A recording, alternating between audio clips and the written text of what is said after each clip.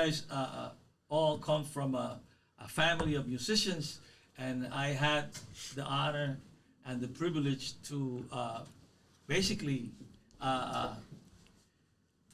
work with every single one of them. You know, it's musicians and artists become famous, and some of us forget that fame doesn't come from what we do alone or who we are by ourselves. It takes musicians to make us, and these guys here helped me in many ways, not only by performing and playing for me in my band, but by backing me up in my ways, and we will be talking about that. So I like to introduce to you the Vargas Brothers, and starting at the end, I think that's the brat of the house, the brat of the family. Let him introduce himself, please. My name is Ellis Vargas. I was born in East Chicago, Indiana, raised in Puerto Rico, and I live right now in Chicago. What instrument did you play? I play bongos. Started playing with Ismael in 1988. Long time ago. Yes, sir. Yes, sir. Next. My name is Nelson Vargas. I also was born in Indiana, but I also lived in Puerto Rico. That's where I started my musical career. I played trombone, and I played with Ismael for a period of about 3 years. Perfect. Yes, my name is Guillermo Vargas Jr. I'm the oldest one from the brothers, from the boys, and I was also born in East Chicago, Indiana, and was raised in Puerto Rico, and that's where I learned how to play my instrument. Played a little timbales, a little bit of congas and bongos, and I did perform with the Mr. Ismael Rosa for a while back in the 90s, and it was a great time. Yeah, I think it's an understatement when he says a little bit. This guy's, there's no such thing as a little bit. Next. Yes, my name is Lionel Vargas. I also was born in Chicago, Indiana. We moved to Puerto Rico at a young age, and that's where we kind of learned how to play percussion, where we fell in love with music we call salsa.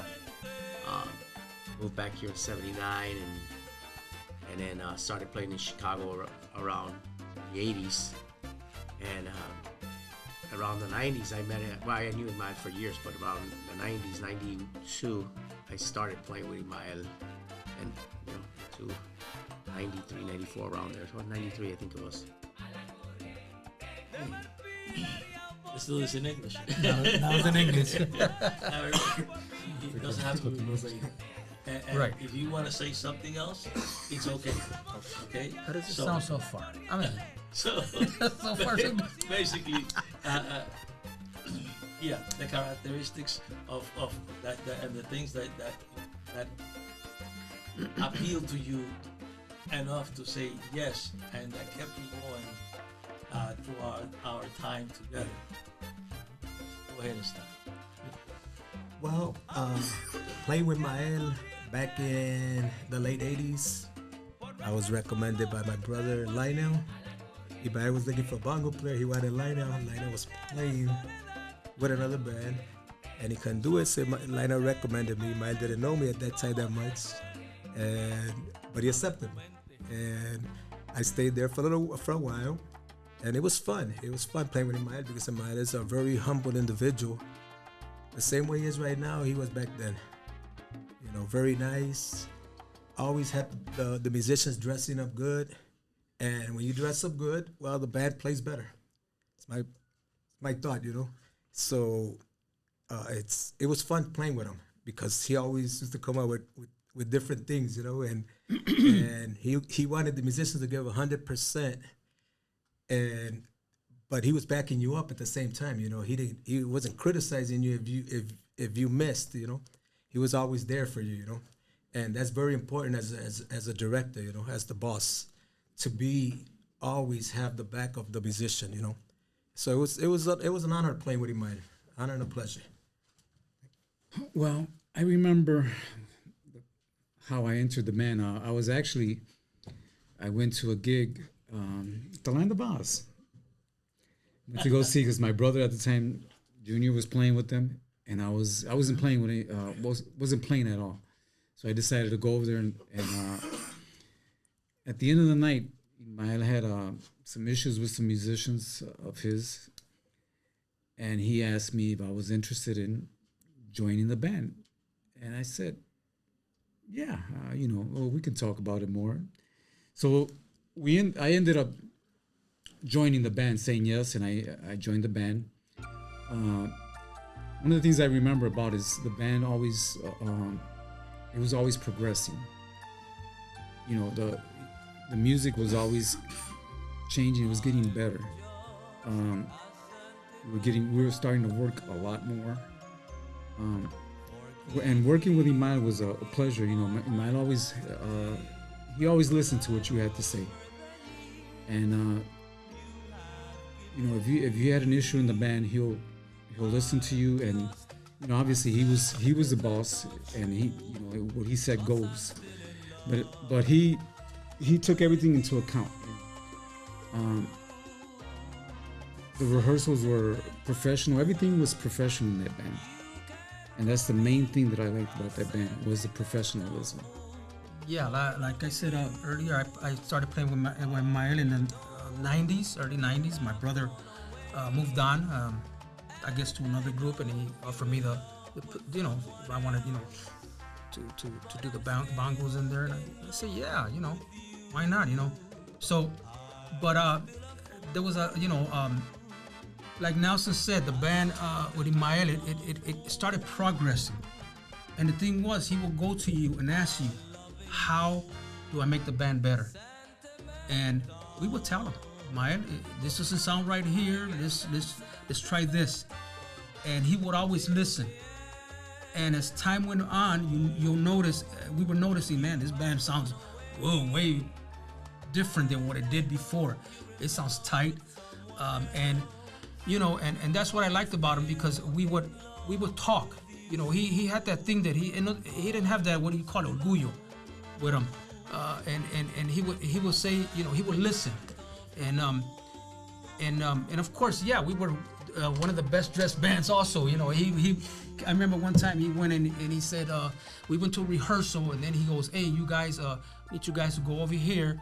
I got you guys there for to get you get your suits and stuff. They're gonna size you up and all that. And we were like, oh man, when we dressed, man, I remember we were clean, than the border health, man. We were clean, we were looking good, and the band sounded good. And when you have that nucleus, that it makes you feel good. You want to play.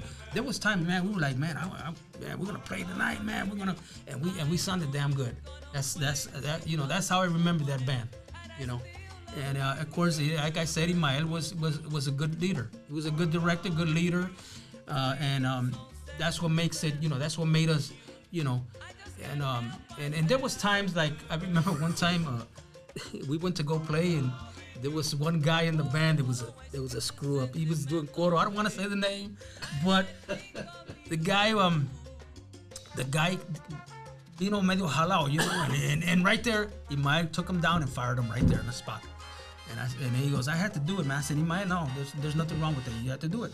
You don't come to a gig and in that condition. So he didn't play around. He was strict, but he was fair. And that's how I see Ismael. That's how I seen him. I remember it, the good times with him. Right, Lionel? Well, the same here. I remember the good old days when I played with Ismael. It was the good old days because that's when we were working a lot.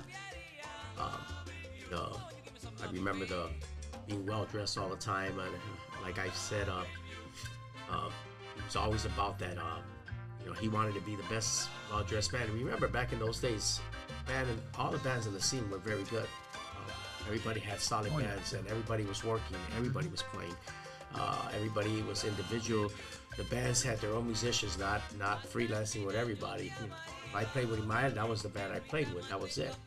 And so, you made a choice. You wanted to go with whoever was going to best pay you and take care of you. So I took care of us. I always watched out for his musicians. They came first.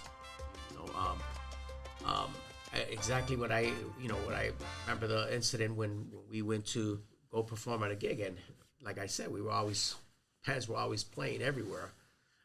They would rotate the clubs. There were so many clubs back then, and we got double booked by mistake, I guess, or he might didn't remember that we were not playing that day, I guess. But I remember we called him up and said, Ismael, there's another band here already. I want to mention the band, but there was another band there, a friend of ours, and they said, no, it's our rotation. So we said, okay, well, let's call Ismael up. And he called and he verified. Ismael got a hold of the owner and they verified it, and they said, yeah. And so Ismael, the person he was, he didn't want us to go home empty-handed. So he called us all to his house. He says, we're going to have a meeting at my house. And at the meeting, he told us that we will be getting paid the whole full gig, but that we had to stay there with him and spend the day with him. He ordered pizza and beer. We had a great party. That was our, we're going to be there till 2 o'clock, whatever it was. Obviously, the guys stayed longer. We stayed longer. We had a great time there. We loved it. We enjoyed hanging out as band members. But I remember that he would always encourage us, you guys, I want you coming in here clean. I want you, because we'll wear a suit, but if you don't wear it the right way, Ismael always had us make sure our ties were fixed the right way, our pants were the right way, all the time. And, that's the way he was. And, it was great because the band was sounding awesome. It was one of the better bands in Chicago at that time, actually, one or two is somewhere in there, I got to give it. But it was great. I had a great time. Okay, each one of you, I want you to think of one specific place, one specific night, one specific, the one that hits you the most here. Okay, remember, we have a lot of good stuff. We have the time when Aragon. Luis Enriquez came. Yes. Remember that day? Yes. At the Excalibur. At the Excalibur. Okay, Yeah. we were performing at the Excalibur. He was coming over to he was I think he was como que se dice Promotion. He was promoting. Yeah, he's with his Pepsi. He was actually here with his manager. It was just him. Right. He and And the funny thing was that, Luis Enrique had long hair, so he had cut his hair, so nobody recognized him. We were up on the second floor, and I'm looking, and we're taking a break, and I go, I see him coming up, and I said, that's Luis Enrique. And everybody looks at him, and I said, well, and I seen him. He went up, and then he went back down. And I said, let's go see if he remembers us. I didn't remember that. Yeah.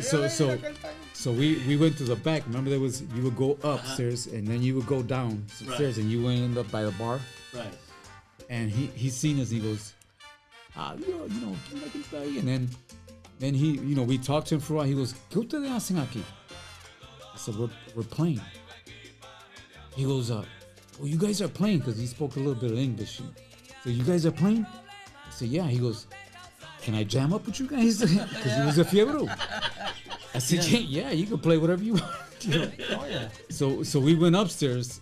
At that time he played in the balcony, and he's sitting down there and he's listening to the band, and I think he wants to play congas because that's his main instrument. So my cousin, because Edwin was the conguero at the time, he gave him a break. He didn't want to get off. He just wanted to keep on playing. He just wanted. He played the timbales. He did a solo with the timbales. He sang. Did we play? First, he didn't sing though. I played that. He sang a little I bit. did. I used to do that song. We used to do one of his songs. Right. I don't remember which one, but Yeah. Yes. But it's funny how Didn't we play with was your band the one that played when we were there with ¿Qué tal la luz? Okay, that's it. Yeah, That's yeah. another one. ¿Qué tal la luz? Yes. well we opened up for Right. So I want one Okay. somebody talk about that. I'll somebody talk to about Catalanu, La Luz. yeah. Okay, and It could be mixed in. it could be mixed in. We can talk Not a about problem. Of course, you and I we played with You played with we played at the Aragon with I can't remember el what it was. que se le partió el que se murió cuando le operaron la pierna. ¿Cómo es que se llama? Rafi Levy Okay. y la Selecta. ¿Tú te recuerdas aquello? era con Lalo. Yo creo Yeah, que era, no era Eddie Santiago y No, la y todo. Lalo. Yo sé que estaba Nosotros empaquetado tocamos eso. en el Aragón con Rafi Levy y la Selecta y había otras orquestas allí y Rafi Levy se frigió porque habían unos músicos que estaban en la orquesta de él and these guys they used to perform with Rafi Val y la orquesta era diferente diferente. en Puerto I was Rico just hearing them Tú today. cantaste con él, ¿verdad? yeah, and I used to sing some of his songs. Okay. Y entonces cuando yo canté, pienso Vale. que si desespero, castigo mi alma y te quiero a ti. Hoy me siento diferente. And he was so high that, freaking out, damn, this thing is go up, And so, I remember one that we played New Year's Eve at the Golden Tiara, right there on Bellman Central. But I can't say it porque el pianista no nos quiso dejar tocar el piano. el pianista de Lalo De no Lalo. quiso dejar usar we were double gigging Yeah, that exactly. night. We were at the Flamingo, No, and you back can and do forth, that. back and forth. You can do that. Y los músicos de él le rogaron, brother, y el tipo dijo que no. El tipo dijo que no. Y con dos pianos encima de la tarima, we had to play without a piano. Yes. And cold, the place, isn't it? and the That's place was cold-blooded. like this. Yeah, The man, place was New Year's And we Eve. still did it and sounded Music. better than they did. New Year's Eve. Y estaba Blasini, estaba Ronnie, estaba That's how you Guillermo. He came with, that was Lalo. Lalo. Con Lalo, yo me acuerdo. Era el primo, You should have era a piano at el all. primo de Orlando. No, el pianista, como había piano allá, tú sabes, pero no, el muchacho no lo dejó. Lo que él hizo fue que había un piano allí de eso y entonces él tocaba así, pero no se oía. Eso. No se oía. Yo- We played the gig, and then we went back to the Flamingo. Yeah, we were back and forth, back and forth. Yo hablar de ¿Qué tal la luz? Because that's when I listened to the ¿Qué tal la luz first time. They were Japanese. And none of them spoke Spanish, but they would play salsa. Yeah, That's they're funny. badass. They were, yeah. Ooh, The only one that spoke Spanish was the lead singer. What's her name? I forgot her name. I forgot her name. I can't remember her name. You remember her name? Because this one's good for when bands and all that. She was the only one. But we played. Nora. She didn't speak no because all she Cuando knew. nosotros tocamos, Yeah, well, I mean, cuando nosotros tocamos, they all ran out and they were on the balcony checking us out. Oh my God, man, that band is badass. And then the trumpet player, Chinito, que Yeah, estaba yeah. por ese gorrito, Con el gorrito, yeah. he come up to me, you, He did a karate chop. but okay, so ¿En el karate chop you went? So funny. Mira, recojan a Ismael que está por ahí en el piso. El chinito le metió las manos.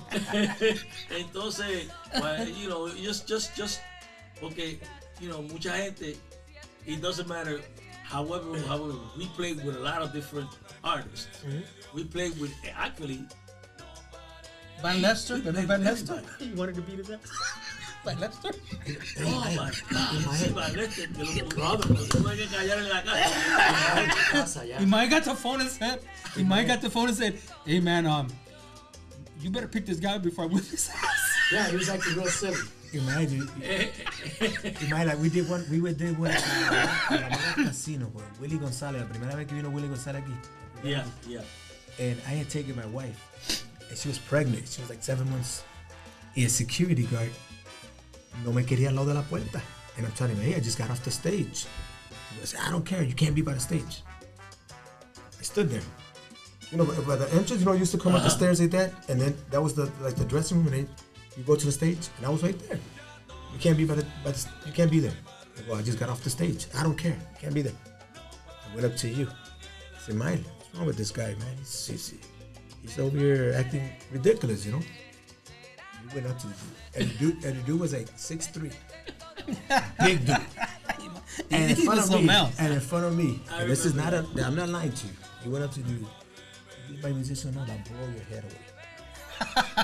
And then you brought the owner, the promoter, the big guy. And you brought and said, "Tell this guy right here that he don't mess with my musicians. Nobody messes with my musicians. Nobody. My musician wants to stand right there. I don't care what. You leave him right there." And the dude told him. The dude went up to him and said, "You don't mess with his musicians. If he wants to stay right there, he'll stay there anytime he wants." Guess where I went? Right there. One of the few, or matter of fact, the only one that will stand up. Because nowadays, with the guys, with the bands I play with, hey, we don't want you to stay. We don't want you to stand there. Because this and this, and like, and you guys are a bunch of chumps, and that's what I liked about, that's what you like. What I like about you. That's recording. Some of those things we'll go The use. recording? Some of those, Yeah. it's still on. Oh, Some of those okay. things we'll use. I like this when we talk all at the same time. Yeah. It's Well, good too, but I don't Ismael know. always had the musicians back. That was the I don't know. main thing. The main thing. He always had. Then the he had musicians back. gypsies as It bodyguards. didn't too. matter. Remember It Gypsy? didn't matter where Well, and in what situation. We had bodyguards. Well, Did we it? told- Black we belt? never found a we cheer told bodyguard. Gypsy one time. Gypsy just came up wanted to to us. hang It was out me with and Junito. Remember Junito, the piano Yeah. player? He goes, "Hey guys, you guys are musicians, so I don't want you to get into any squabble or anything like that." And me and Junito were looking at him, and he goes, "So if anybody tries to start some stuff on you, call me. That's why I'm here." I said, "And you better whip some ass, because if you get your ass kicked, we're gonna be talking about you." We're gonna be talking about you. This guy's not a sensei. He's above that. He's the only one from the United States to go to Japan and come back a champion Wow. in the history of this thing. He went to How old is Japan. Gypsy already? Like He 80? came back. He's 81. A champion. Wow. And he He still looks was a good. champion in stuff. Ima- He's a great. I martial remember we artist. played at this club by Ellie's house. What was that? Mambo. Mambo's, and we were playing there because we used to play there a lot with your band. And he comes out, and there was something happened outside, and then here comes Gypsy, and he had a suit on. I remember he had a suit on, and I don't know. Junito will tell you the story. Junito makes it. We laughed every time Junito says it, because he goes like this: "Step aside, move aside, guys. I got this." He went like that. He took off his suit and went. The suit landed on top of the car. The suit went. I got this. And wait, what do you want, my guys? And they all said, no, we don't want it. Okay, these are my guys here. That was Gypsy. I swear to God, always man. have- we always We didn't have to. I was like, oh, okay, Yes. Well, we played with Ismael. We played a lot of different venues, and back in those days, we played with a lot of different artists, big time artists like Willie Gonzalez, Lalo Rodriguez. We backed up Malvin Santiago without no rehearsal. That was at the Navy Pier, the first Pan American Fest, original Pan American Fest, and we did that before they remodeled the Navy Pier. It was a remodel at that time, and did a lot of different festivals. The Puerto Rican Festival, we used to do it every year. We did the Indiana Festival, and all these clubs in Chicago, which there was a lot of clubs in Chicago, and we were all like on a rotation all the time. So we were always playing these clubs from Tuesdays, Wednesdays, Thursdays, Fridays, Saturdays, sometimes even Sundays. So there was we were always working. In Chicago, the bands worked in those days, in the late 80s, middle 80s, the early 90s.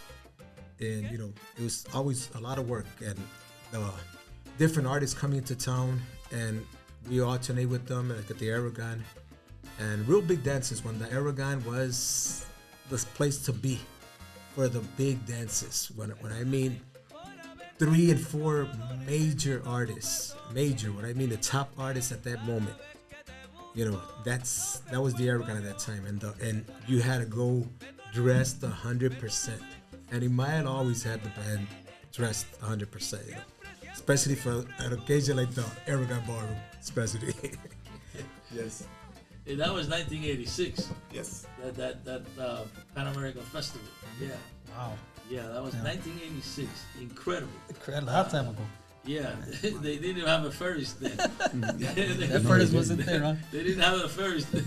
They had remodeling. Yeah, it was the old one. Yeah, the that ballroom. was, and I believe there was about, after count that day, there was over 500,000 people there that went to that Went to festival. there. And Cardenas and Fernandez had some pictures, and it looks like a rug of humans. It was great. That was a big event. Yeah, that was a big event. That was the first Pan American Fest? First one, the very first one. Yes. Tell us a little something. Well, everybody's named different artists, but I'm gonna talk about this one incident that happened. It's kind of a funny incident.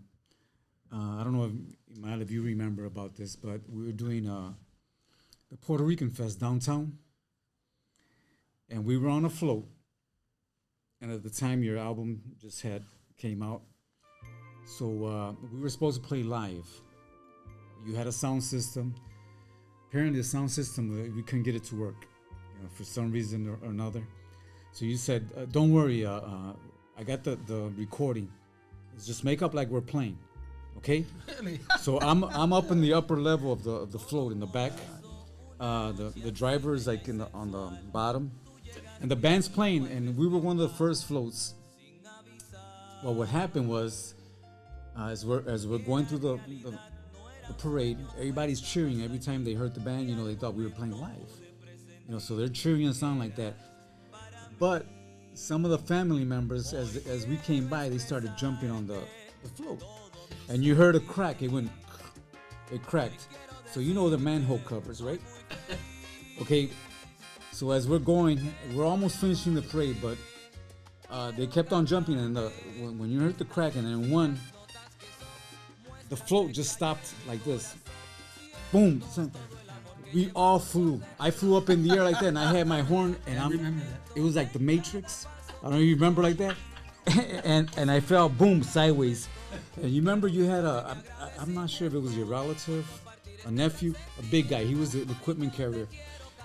When the float stopped, he grabbed me like that with one hand. He was a big guy. He goes, "Nelson, are you all right?" And the thing was, the And music was still playing. No, the thing is, the music was still playing, and people were going, "They're not even playing. Ellos no están tocando." And I said, "Oh my God!" And I went like that. But it was a funny incident. I always recall that. I always laugh to myself. That was one of the fun times. I don't think we ever played the Puerto Rican Festival afterwards. There was a lot of places that we performed in, a lot of groups that we played with, we opened up for. But like I was saying earlier, the one that I remember the most was Orquesta La Luz, the Japanese group they came from Japan to play at Excalibur, and we opened up for them. And we were like intrigued because these people never spoke Spanish, but yet they were playing our music, and that was like, wow, Singing. Yes, they were singing, and like I said, the only one that spoke a little Spanish was the singer, the female vocalist Nora, and she performed a heck of a she was a heck of an artist, and those are the ones I remember the most, and we also at Excalibur we performed with opening with I guess it was with Tony Vega. Tony Vega had a dynamite band at the time, awesome band, and who else? There was so many, man. That just but we had Ismael had us working a lot, at Excalibur on Thursdays, and Saturdays also, and we were, we just it was a lot of playing at that time. Right. If it wasn't The Land of Us, it was FX. Yes. If it wasn't FX, it was Flamingo. And different. Mambo, K-Drum. K-Drive. So we weren't. Chinese Hill, Cats, River West. River West. River West was one. Land of Oz, obviously. Cats, FX. And el restaurant. Tanias. Tania. Y el Casanova. Casanovas. That's right. We had a lot of Casino. Alamedas. Trabajamos mucho ahí. Did you do Charlie's Hill? But that's the Charlie Hills. But that's when you guys, before we came in the band. Yeah. 'Cause at the time we were like the That was Flamboyant. Yeah. Flamboyant. Yeah. That's what you guys got called the first, wasn't it? The band. That's when Ellis was with The Flamboyant. Flamboyant. Yeah. So it was a beautiful time, man. It was a lot of things happening. Do you remember? And it's on YouTube. It's a video. Ellie says it's Excalibur. It's remember the warehouse. It used to be across from River West. It used to be called the warehouse before it became Andromedas or something like that. Andromedas. Yeah. Well, there's a video on that. And Nelson, because I remember that gig, I was playing by myself. It was Elmer, Kenny, and Nelson Jaime. But Nelson Jaime, you couldn't see him because he's short first. So he was like off the stage, and he was on the right hand side. And that's when I first joined the band. You were in it. Yeah. You were in it. Rick and Jaime. Jaime was still playing the hand bass. You know, it's on YouTube. You gotta look for it. Yeah. I gotta check that out. Joe Rendon. Yeah. Joe That was a little Rendon. something. Joe Rendon, Prieto. Well, same, yeah. We did back then we did a lot of opening up act. We were opening up act for a lot of major bands, a lot of clubs. Like the guys were saying, we were working quite a bit. I remember one of my favorite ones was we did a big show at the Palmer House in Chicago.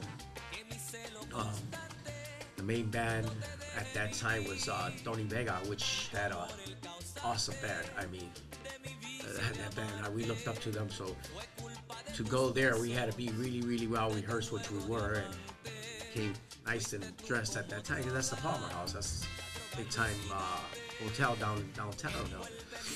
And remember the Chicas del Gang at that time, they were one of the hottest merengue bands around. And there was two little known artists at the time that were playing in Chicago for the first time. They were just doing their debut in Chicago, which was Mark Anthony and La India. And I remember they came with, they didn't have an orchestra at the time. They came with their CDs. And what did we say the song they were performing? Mine was Palabra del Alma. Hasta que te conocí. Hasta te conocí, that, and he did about 3 of them, but the first one he went to do, the CD got stuck like 3 or 4 times. I remember he came up, sat down, then he came up again, then he sat down again, and we were just sitting there. Who's this guy? He had the long hair with the glasses. The glasses. He looked like a student, a college student. But when he finally came out and started singing, when he opened up that voice, because the guy, what he's got for a voice is incredible. Also India, they both were impressive. I mean, she sang the tune that she recorded with Eddie Barmeri. Mi primera rumba, yeah, that was it. And but at that time, back in those days, like I said, you had to have, your band had to be well prepared, because everywhere you went, you would run into musicians, you would run into actors, actresses. I remember I was running by Ismael, we were at the Cotton Club, and I remember walking in, and the first person I seen is, Robert De Niro, and sitting there looking like, what's Robert De Niro doing here? He's checking out the band, and sitting there. I remember us performing, got off the stage, and nobody bothered him, because none of us wanted to bother. Everybody left him alone, until ABC found out. And then, there was the actress from Rock was there at the time. We're talking about the '90s, so there was a bunch of actresses. One of that guy from I forget his name. Anyway, there's a bunch of actors there and actresses, but that's the kind of atmosphere back in those days we were running into. That was so, you know. It was normal. Yeah, that was normal for us. It was great times. Yeah, I remember that day. Yeah, you know what it is to be on stage and somebody brings you a drink and tells you, Mr. De Niro sent this drink to you. He likes the way you sing. Yeah. You know? Oh, really? You did that? Yeah, he was like, toasting to what? us. Toasting to us. That was great. That was great. One of the things I remember Godfather. of that era was you don't see it much anymore but it's like if you finish the gig and it was early in the night and somebody else, because there was always 2 or 3 bands playing, you would go and check out your other colleagues, and you know you would go and check out your other the other bands or colleagues playing, as well as they would do that the same thing with your band. You know, you always have musicians around. You don't see that very often anymore. Musicians don't go out to go see other bands play anymore. Yeah, I did love that. I did love that because they would come in, and there were guys from other bands, and then they would join in. You know, they would join in and come on stage and start. A lot of guys did that. I remember that. I know that this is the last thing that we'll talk about. I left it for the end. But I know that I felt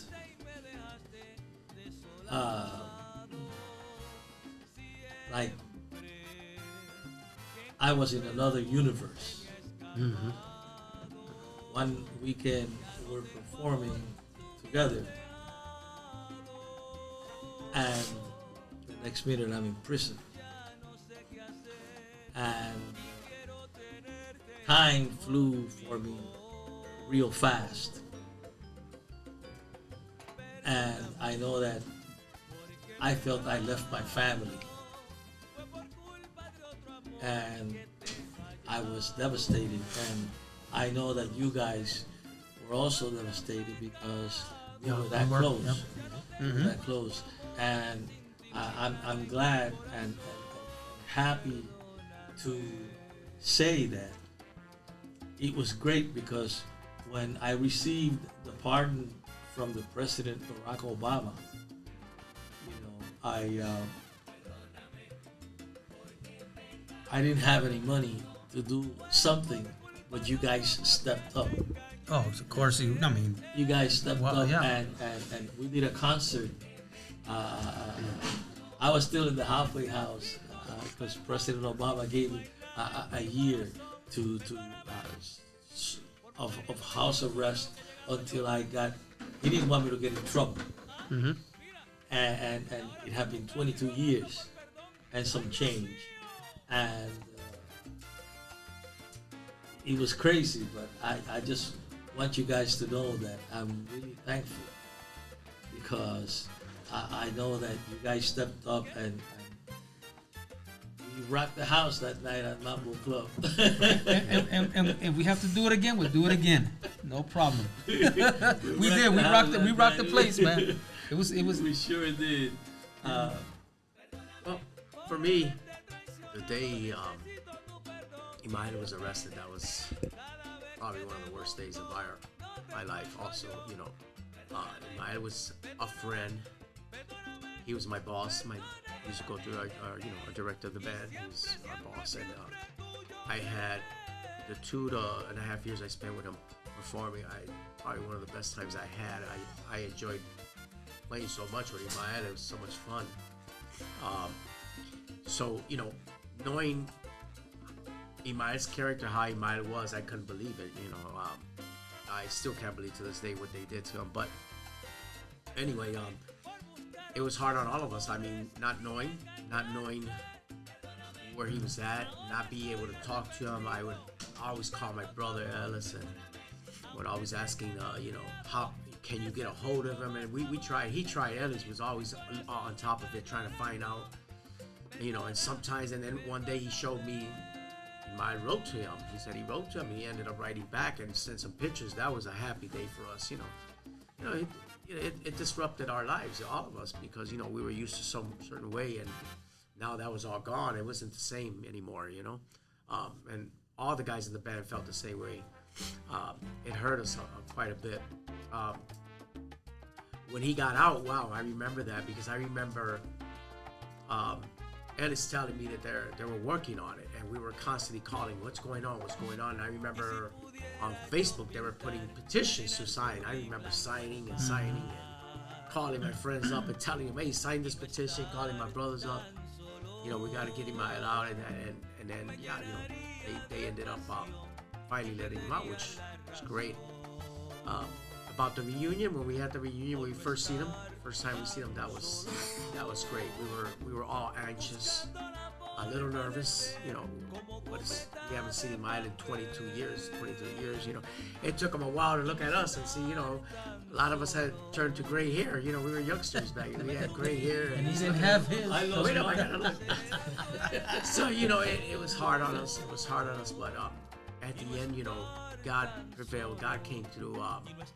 You know, God does everything for a reason. You know, we don't know what his reasons are. We don't try to figure them out. He just does them. So, you know, that's the way I believe.